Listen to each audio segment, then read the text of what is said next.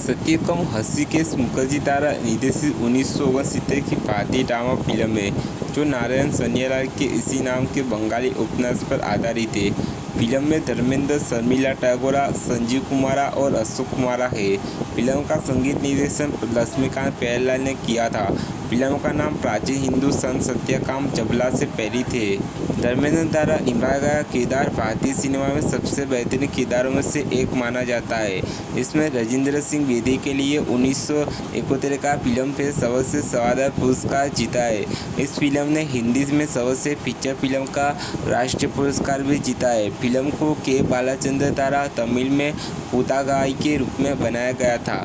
सत्यप्रिय आचार्य सिद्धार्थ और सच्चाई पर चलने वाले व्यक्ति हैं। उनके विचार और जीवन शैली उनके तपस्वी दादा दादाजी सत्य शरण आचार्य द्वारा निर्देशित थे।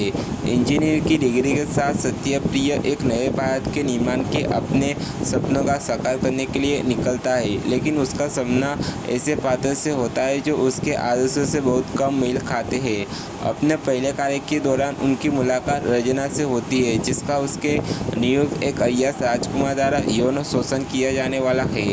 पूरी तरह से जानते हुए कि रंजना उससे प्यार करती है, सत्यप्रिया उसे बचाने में झिझकती है और उसे नैतिक रूप से भ्रष्ट राजकुमार का शिकार बनाने देती है। यह घटना सत्य की नैतिक नींव को हिला देती है, जिसने उसकी आत्मरक्षा और भावनाओं को धोखा दिया है। बढ़ते अपराध का निवारण करने के लिए वह रंजना से शादी करता है, लेकिन उनका जीवन फिर कभी पहले जैसा नहीं रहता है। वह एक ऐसे बच्चे को जन्म देती है जिसका पितृत्व कभी भी स्पष्ट रूप से स्थापित नहीं होता है। बाद में सत्यप्रिय एक नौकरी से दूसरी नौकरी में चला जाता है, क्योंकि वह बेईमानी से समझौता करने में असमर्थ होता है। सत्यप्रिय और रंजना के बीच भी वैवाहिक संघर्ष का हिस्सा है। वह सामान्य जीवन जीने की कोशिश करती है और अपने अतीत को भूल जाना चाहती है। सत्यप्रिय को लगातार अपनी विफलता की याद आती है और वह वास्तविकता जीवन में अपने सिद्धांतों को लागू करने के बारे में कठोरता बढ़ाकर इसकी भरपाई करता है। पेशेवर रूप से संघर्ष करते हुए वह एक लाइलाज में घातक बीमारी से पीड़ित हो जाता है। अंत में अस्पताल में भर्ती और बोलने में भी असमर्थ सत्यप्रिय का पीछा एक बेईमान ठेकेदार द्वारा किया जाता है, जो एक बुरी तरह से निष्पादित सिविल परियोजना के लिए मंजूरी मांगता है, जिसके बदले में ठेकेदार उसे प्रेयसी देगा, जो सत्यप्रिय की पत्नी रंजना और उनके बच्चों की देखभाल करेगा। उनकी मृत्यु सत्यप्रिय के पास अपने परिवार के भविष्य को सुरक्षित करने का कोई साधन नहीं है और अपने जीवन के पहले समझौते में सत्यप्रिय हस्ताक्षरित अनुमोदन पर पत्र अपनी पत्नी को सौंप देता है। हालांकि रंजन का कोई कठिनाई का सामना करना पड़ा था और वह जीवन के प्रति सत्यप्रिय के लाल से गुलाबी दस्ती से पूरी तरह से खुश नहीं है। वह उसे अपने जीवन के अंतिम चरण में लड़खड़ाते हुए नहीं देखना चाहती है। वह दस्तावेजों को फाड़ देती है और उसे अपनी ओर मुस्कुराते हुए पाती है। बोलने में असमर्थ होने के बावजूद सत्यप्रिय स्पष्ट रूप से खुश है कि वह काम से कम एक व्यक्ति है जो अपने आदर्शवादी दृष्टिकोण में परिवर्तित करने में सक्षम है।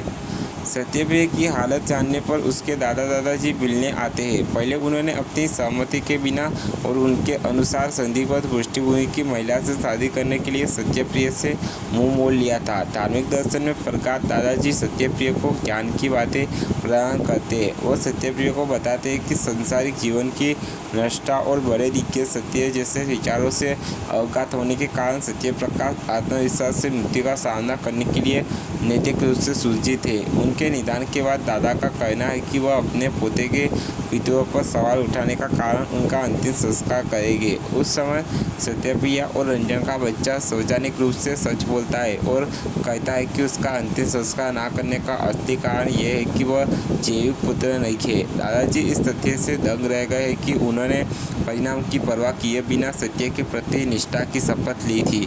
वे अपने गुरुकुल के अलगावा के अलावा इसका अभ्यास नहीं कर सकते थे, जहाँ उनकी परीक्षा नहीं हो रही थी। फिर भी उनकी पोती इस मुद्दे को अपने बच्चे के साथ साझा कर सकती थी और बच्चा सार्वजनिक रूप से इसके बारे में बात कर सकता था, भले ही यह असुविधाजनक था और दुनिया के बाकी हिस्सों से ताने और अपमान में बदलना चाहता था। दादाजी सार्वजनिक रूप से अपनी असफलताओं को स्वीकार करते हैं कि भले ही उन्होंने अपना पूरा जीवन धार्मिक ग्रंथों और दार्शनिक पुस्तकों का अध्ययन करने के साथ साथ कई अनुष्ठानों का अभ्यास करने में बिताया है, फिर भी उन्हें सत्य की प्रकृति के बारे में बहुत कुछ सीखने का बाकी है।